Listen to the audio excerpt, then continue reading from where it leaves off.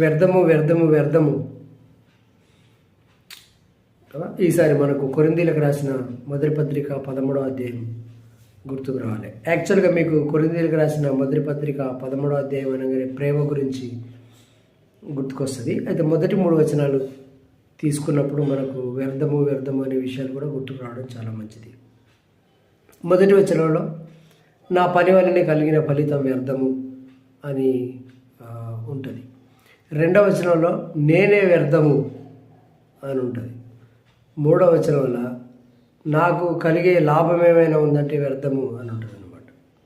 So ఈ విషయాలు మనము గమనించాలి. సో నేను మంచి భాషల మాట్లాడేటట్లయితే కదా, టక మాట్లాడే వాక్చాతుర్యం ఉంటే, కానీ నాలో ప్రేమ లేకపోతే